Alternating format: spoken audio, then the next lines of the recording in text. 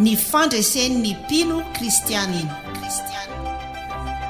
ny fandresen'ny mpino kristianina fandaharana totosain'ny faramalala razanajatovo hoenoinao eto amin'ny onjam-peon'ny radio vaovao-masoa isaky ny amin'ny ora toy izao. Amin'ny anaran'i Jesosy Kristy manan-kiry avy Nazareta, Jesosy Kristy ilay Andriamanitra velona, mihaino vavaka ary mamaly vavaka ihany koa. Amin'ny anaran'ny Ry Havana no androsoka ao anatin'ny tokantranonao amin'izao alina izao, na eny ambony fiara ihany koa ianao, na aiza toerana misy ianao, raha sitraka ao indrindra.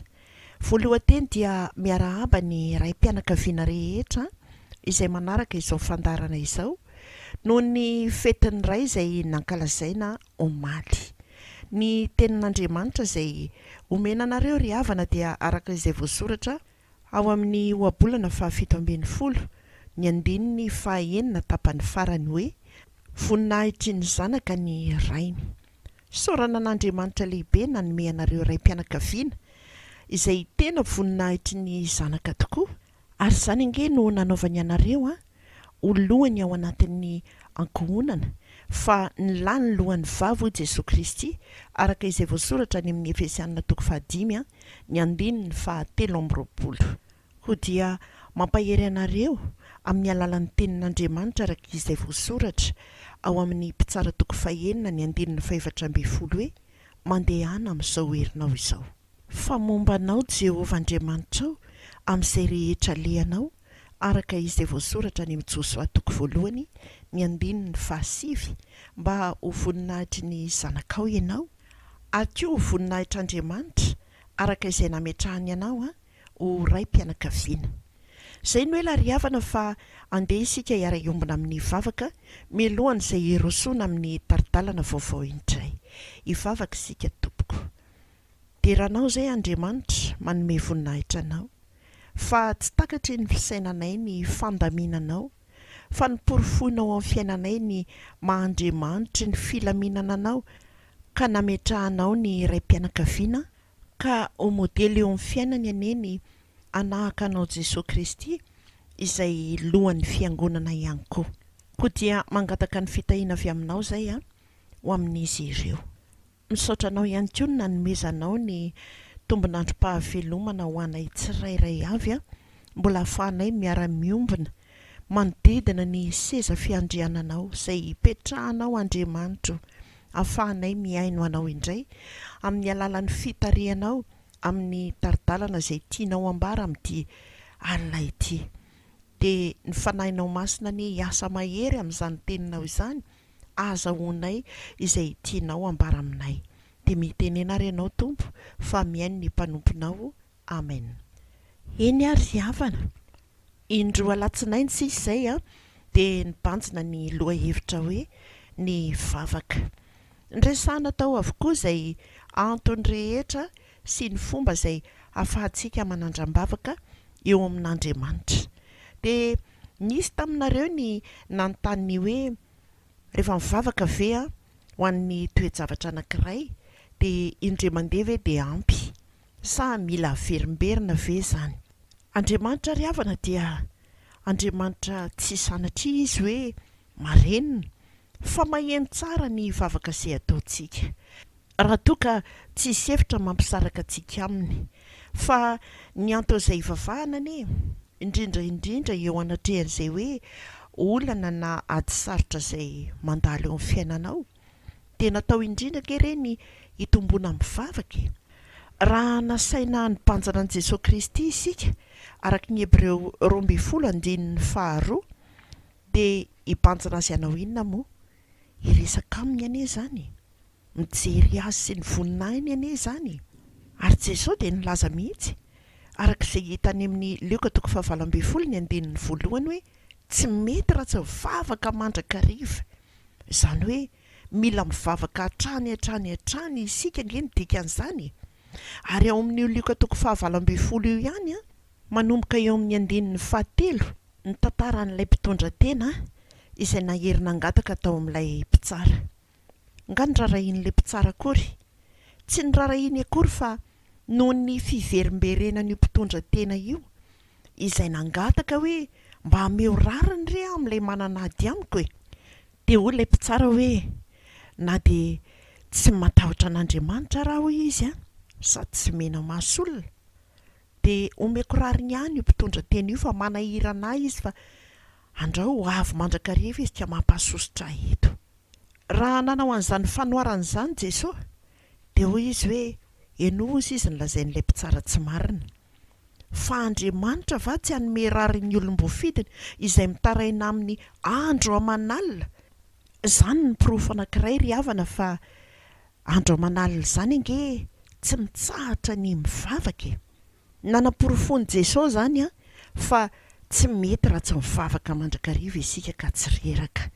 Ary ny Tesalonianina voalohany toko 5 ny 7:12 dia mbola manamafy an'izany hoe mivavaka aza mitsahatra. Fa ny ankamaroan'ny mpino kristianina mantsy raha mivavaka indray mandeha, indroa, intelo, misy raha milaza ny hoe za mivavaka foana fa tsy hitako izay dikany, tsy hitako izay mba valim-bavaka. Tsy mahamenmenina an'izany ianao ry havana raha toa ka nahitanao fitomboana ny firaisanao amin'Andriamanitra na dia tsy mbola mivaly aza ny vavaka izay nangatahanao. Fa matoa ianao mimenmenina ny hoe efa natao avokoa izany vavaka rehetra izany fa tsy hitako ihany izay valiny, tohatra tsisy mangirana mihitsy. Dikan'izany ange dia vavaka tahaka ny hoe servisy tsy maintsy atao no ataonao e. Satria ianao tenenina ny hoe mivavary rehefa tonga ny olana dia mivavaka tokoa ianao, fa servisy be ho anao mihitsy n'ilay mivavaka satria ny valim-bavaka no andrandrainao. Inona moa ilay tiako tenenina amin'ilay hoe servisy be ho anao izany? Raha misy olona anankiray ao anaty tokantranonao dia izy no atao hoe mpiborosy-trano isan'andro, dia ataony ny anjarany rehefa vita pirina ny trano dia iny izy mirotsaka tsehatra miborosy-trano, vita ny anjarany izay maloto rehefa avy eo dia tsisy rarahiny an'izany akory. Dia tonga indray ny ampitso dia tahaka izany ihany, tsisy rarahiny, na avy dia misy andoto io rehefa avy eo, na misy tondra tongotra lena hiditra ao amin'io trano io rehefa avy eo, tsisy rarahiny an'izany. Fa ny anjarany dia ny miborosy-trano izay ihany. Izany ilay teneniko hoe servisy io ka dia atao, izany hoe mivavaka aloha satria asaina mivavaka ianao, dia mivavaka tokoa ianao, fa rehefa vita mivavaka izay ataonao dia izay eritreretinao ihany no eritreretinao. Tsy nahita fitombona ianao tao anatin'ny vavaka izay nataonao, hany ka mahatonga anao ny teniny hoe tsy hitako ihany izay mangirana hatramin'izao. Fa ny vavaka anie nataontsika hitomboana ao amin'Andriamanitra. Izany hoe aorian'ny vavaka dia tokony hanana fahatsapana isika hoe miha-mahery, miha-matanjaka, feno finoana sy fahatokiana an'Andriamanitra. Fa raha ny olanao no anton'izay hivavahanao, vao manonona ny anaran'Andriamanitra ianao, dia jereo Andriamanitra ny olana rehetra misy eto aminay, mba vahao re, mba vahao re Andriamanitra, ianao mahefa ny zavatra rehetra. Dia ny fehezanteny androany ihany, ny fehezanteny rapitso, ny fehezanteny ravakapitso, ny fehezanteny mandritry ny ray volana, ary tsy misy afa-tsy izay, izay ny anton'izay hivavahanao. Dia azagaga ianao raha toa ka mbola mijanona eo aminao ihany ny olana, satria efa nazavaina tamin'ny herin'ny androany ry havana ny vavaka izay tokony ataontsika izay tsy hiverenana intsony izany. Fa ny mahampino kristianina antsika dia ny fiombonantsika tanteraka amin'i Jesosy Kristy, ary mila manana an'i Jesosy Kristy atao fiainantsika ry havana, tena atao rivotra iainana io Jesosy Kristy io, dia ampiarina eo amin'ny fiainana ny fiarahana aminy. Fa raha izay no tanteraka ao dia ho tsapana hoe misy fiavozana mandrakariva eo amin'ny fiainanao.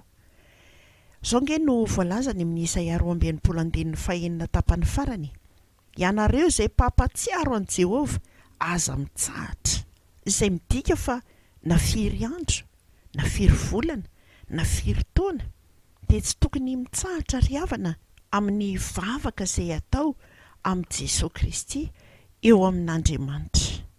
Ijoro kely vavolombelona aminao a momba n'izany hoe tsy mety raha tsy mivavaka mandrakariva ka tsy reraka ary mivavaha ka aza mitsahatra. Raha naka fanadinana baccalauréat ny zanako a dia tsaroako izany tenin'Andriamanitra izany hoe tsy mety ity raha tsy mivavaka mandrakariva, tsy mety ity raha tsy miaraka aminao Jesosy.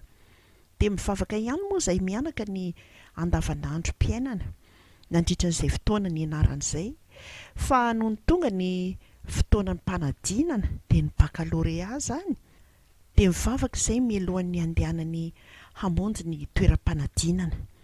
Dia antaniako izy rehefa andeha, inona no taranja izay atao anio? Dia milaza eo izy, adiny firy no manao an'izany?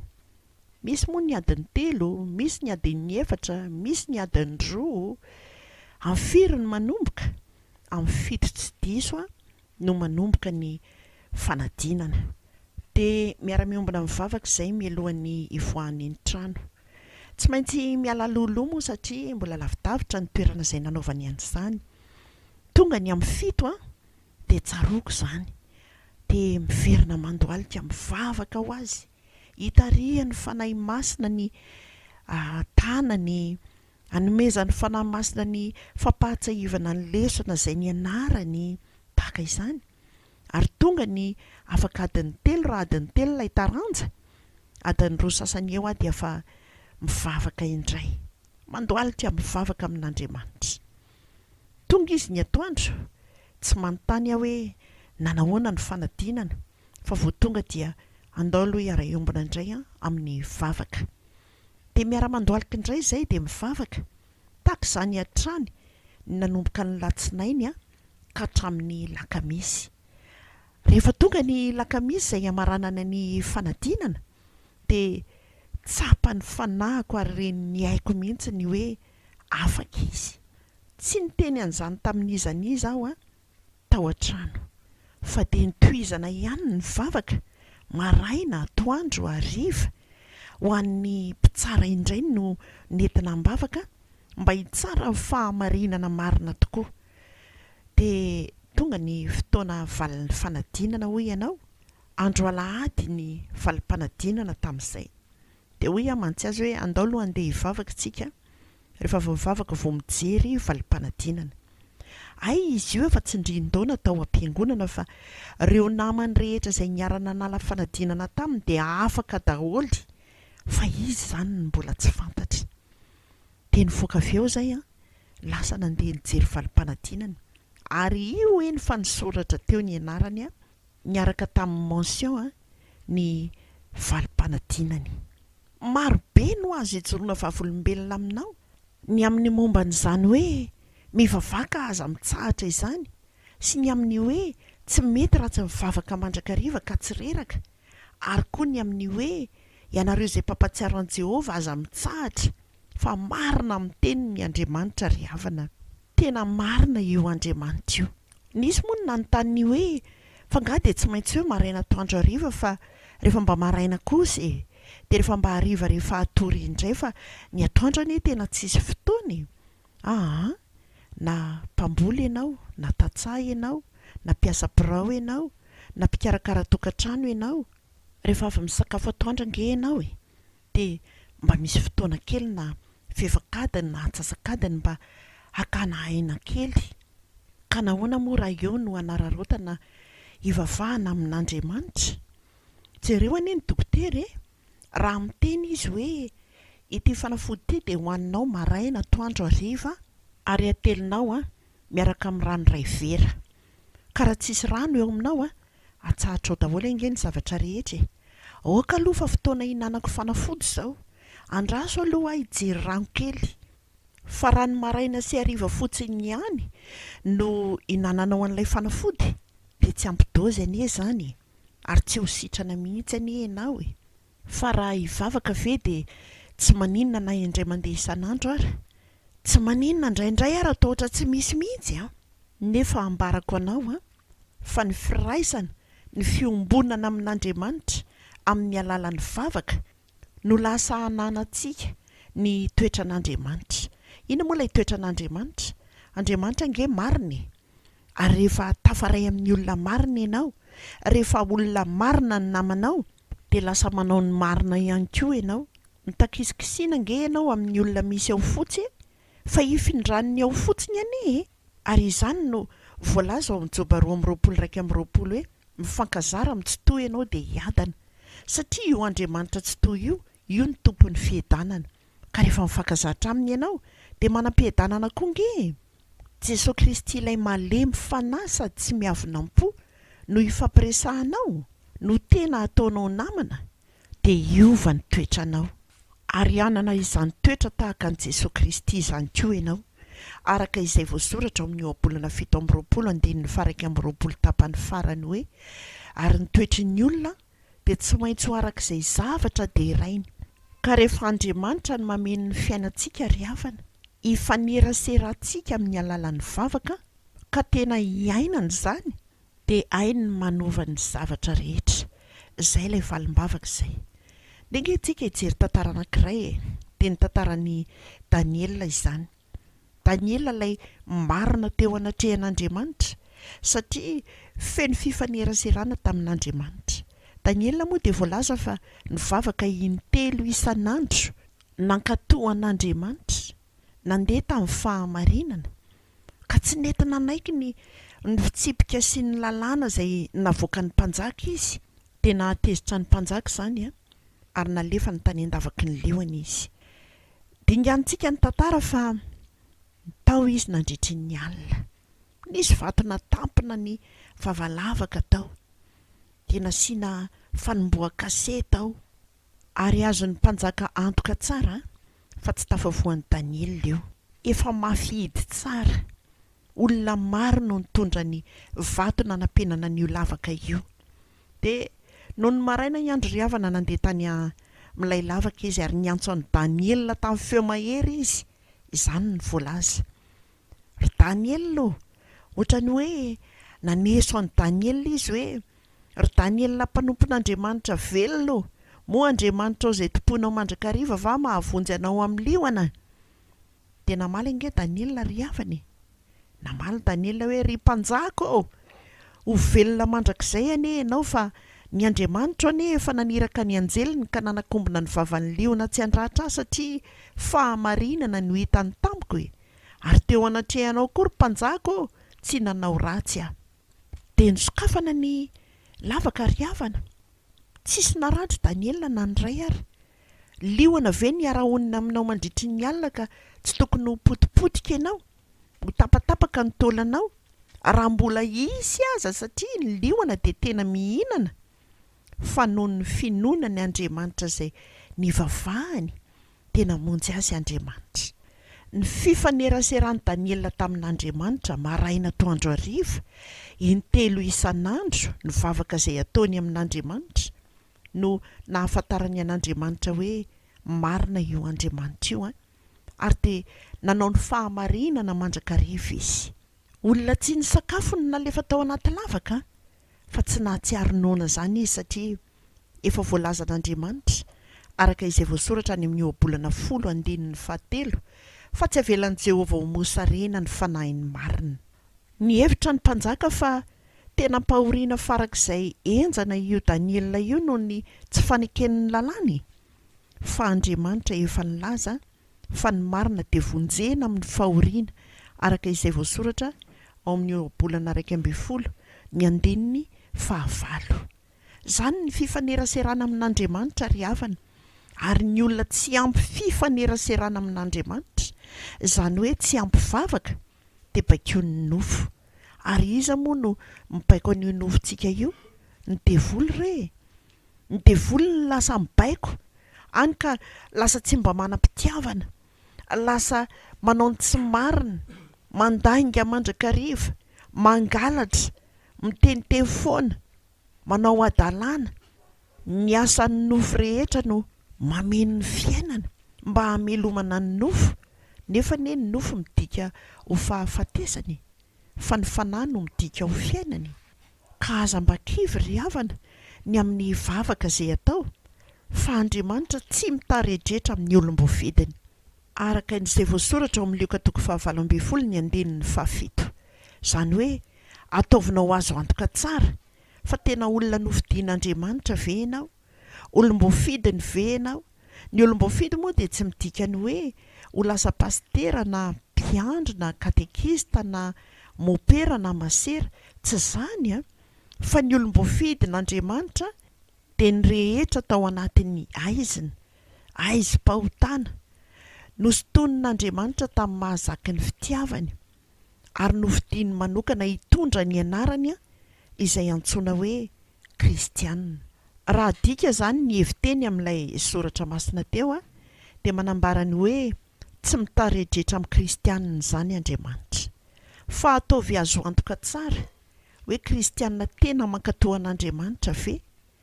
Tena manaiky ny hitombo ao amin'i Jesosy Kristy ve? Sa ny antony ivavahanao dia izay antony mbola hialan'ny olanao sy ny zava-manahirana sy ny ady sarotra izay misy eo aminao, satria Andriamanitra hoe manao ny zavatra rehetra, mahay fahagagana izay tsy hain'ny olombelona atao hoe dia hain'Andriamanitra atao, fa tsy mahita fandresena amin'izany ianao ry havana raha izany ny ao anatinao, na tsy loatra ara ny vavanao hiteny an'izany dia Andriamanitra ilay mahafantatra ny vo sy ny fo efa mahafantatra anao milosa ady. Fantany ny olona mangetaeta azy, ka izao ny nambarany any amin'ny Apokalipsy 2:2-5 hoe izao izy anome mahimaimpona amin'ny loharanonaina ho an'izay mangetaeta. Io loharanonaina io tsy mety ritra io ry havana, tsy vidim-bola io, fa tena miantso an'izay rehetra mangetaeta marina tokoa izy raha mety dia hoy ny voalazan'i Jesosy eo amin'ny Apokalipsy 2:7 hoe aoka ho avo izy izay mangetaeta ary izay mety, aoka izy hisotro mahimaimpona amin'ny ranonaina. Izany hoe tsy misy vidim-bola ao anatin'izany. Raha mety ianao, tsy terena ihany koa ianao, fa mbola manome safidy Jesosy amin'izany antso izay ataony izany. Ka raha mety ianao dia omeny mahimaimpona ary ho vokisany anie, fa mahafa-po ny fanahy mangetaeta izy araka izay voasoratra ny Psalm 7:7. Koa mitaridalana antsika ry havana ny tompo anio, mitaona antsika izy andamina ny fotoana. Mbola fitiavan'Andriamanitra ny tomana antsika, azoto hifanerasera aminy, azoto hifandray aminy, fa maro anie izany voalaza ao anatin'ny Baiboly ny fanerasera taminy ka tsy nisy ny alamainy ary nandresy avokoa izay rehetra tsara fifandraisana tamin'Andriamanitra. Tsy ao anaty Baiboly ihany, fa fiainan'ny mpino kristianina sasany izay tena tsara fifandraisana amin'Andriamanitra amin'izao fotoana no feno fandresena manoloana ny ady izay hatrehana. Koa amara-paranana n'izao fandaharana izao dia hoy Jesosy hoe raha miray amiko ianareo ka mitoetra ao anatinareo ny teniko dia angatao izay tianareo na inona fa ho tonga aminareo izany. Andriamanitra marina ry havana io Jesosy Kristy izay nilazan'izany io fa raha niteny izy hoe raha miray amiko ianareo dia amin'ny alalan'ny vavaka izany. Tsy malaindaina mivavaka, fa tena manana fahazotoana mivavaka amin'Andriamanitra ka mitoetra ao anatinareo ny teniko. Izany hoe tia miaino an'Andriamanitra isika, tia mamaky Baiboly isika, ary tsy miaino fe miaino fotsiny fa rehefa avy eo dia adino, na mamaky fe mamaky fotsiny ihany, fa tena miazona ny tenin'Andriamanitra izay vakiana ary hiainana izany rehetra izany, hiainana ny fifandraisana amin'Andriamanitra, hiainana ny teny izay voavaky ao anaty Baiboly sy ny teny izay henoina amin'ny alalan'ny toritenina ny fampianarana samihafa araka ny sitrapon'Andriamanitra. Dia angatao amin'izay ary hoy izy izay tianareo na inona, satria efa azon'i Jesosy Kristy antoka fa rehefa tafaray amin'Andriamanitra isika ka mitoetra ao anatintsika ny teniny dia fantatsika ny sitrapon'Andriamanitra ary tsy hangataka zavatra izay tsy araky ny sitrapon'Andriamanitra isika. Misy mantsiriavana ny milazany hoe izay dia efa nandray an'i Jesosy Kristy tompo, izahay dia kristianina ary mivavaka mandrakariva any am-piangonana isaky ny alahady na isaky ny asabotsy. Fa mba mangatabavaka reny mba tena isarahan'ilay zanako amin'ilay vadiny fa de mijaly loatra de amparafesiny de tsy mody atrano, tsy omeny vola, zavatry ny nofo daholo iny zany. Tsy fantatra ao ny sitrapon'Andriamanitra raha izany, fa matoa tafakambana ny olona anankiroa de zay ny nampiraisin'Andriamanitra ary Andriamanitra ny teny mihitsy araka ny voalazan'ny soratra masina ao Matteo 7:20 tapany farany ihany hoe zay nampiraisin'Andriamanitra de hoka tsy ampisarahan'olona, ka miala tsiny indrindra fa tsy afaka mitondra mbavaka an'izany fa ny vavaka izay ataoko an'izy ireo aza de izay tena ifankatiavany, itombon'ny fitiavany eo an-tokantranony, isarian'Andriamanitra azy ireo mba tena hiantoraka eo amin'Andriamanitra, ary tena mampanontany tena mihitsy hoe tsara fifandraisana tsara amin'Andriamanitra ve? Mampitoetra ny tenin'Andriamanitra ao anaty ve? No de mangataka izay isarahan'olona. Marina fa marary tokoa ny zanaka izay milanja fiainana mavesatra tahaka izany, fa matoa miseho ny toe-javatra tahaka izany ka fantatra ao ray aman-dreny de manana anjara ianao hitondra azy ireo ambavaka.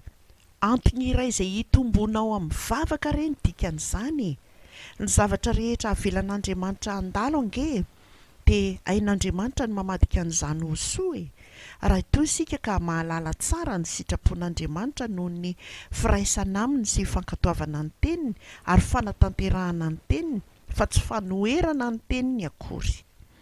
Farana sahady ny fotoanantsika ry havana ka dia samy mahereza mivavaka, mahereza mamaky tenin'Andriamanitra, miainy ny tenin'Andriamanitra ary tadidiana ireny tenin'Andriamanitra ireny de hiainana sy ampiarina ihany koa.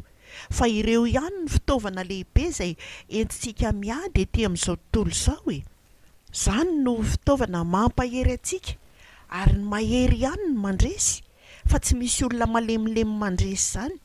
Raha mahatsiaro malemilemy amin'ny finoana ianao na kivikivy amin'ny toe-javatra izay miseho na ranomaso lava isak'izay mihetsika izao de tratra ny fahalemenana ianao zany ary tsy andresy mihitsy. Fa ny mpandresy de ny mahery ihany, de mahereza ary mivavaka. Ho an'Andriamanitra irery ihany ny voninahitra ry havana ary andesika hiara-iombona amin'ny vavaka. Hivavaka sika tompoko. Misotranao zay Andriamanitra, ny amin'ny nitarihanao lalana anay androany, tena ampitombo ny vavaka izay fanaonay isan'andro, fa ny vavaka tokoa no manova zavatra. Ny vavaka ihany no mampahery anay, ahafahanay mahazo ny fandresena avy aminao Jesosy Kristy. Tahaka anao Jesosy izay efa trotraky ny fitondrana ny azo fijaliana ary ny vavaka mafimafy kokoa ianao de mianatanjaka ary tonga teo an-tapon'ny Kalvaria, nanaiky ny sitrapon'Andriamanitra satria efa voalamin'Andriamanitra fa hitsangana amin'ny andro fahatelo ianao Jesosy mandresy ny fasana ianao, ka izahay rehetra izay miaraka aminao, mazoto amin'ny firaisana tanteraka aminao, mazoto ampitoetra ny teninao aty anatinay, ka iainanay izany de ho mpandresy toa anao ihany koa. Ampaherezo ary ny tsirairay. Ianao ane omba ny tokantrano rehetra Andriamanitra izay mandray izao onjam-peo izao ary mampandresy izay rehetra vonina ny ampandroso anao. Misaotra indrindra Tompo, misaotra fa tena tsapanay ny fitiavanao anay ary amin'ny anaran'i Jesosy Kristy nangatahana sy nanaovana izany vavaka izany. Amen. Indro ry havana omeko anao ny larana finday raha toa ka misy izay tianao hifaneraserana de ny 034 11 293 24 de samy mahereza ho an'Andriamanitra irery ny voninahitra. Velome. Noenoinao teo ny fandaharana ny fandresen'ny mpino kristianina. Ny fandresen'ny mpino kristianina natolotry Faramalala Razanajatovo teto amin'ny onjam-peon'ny radio Vaovao Masoa.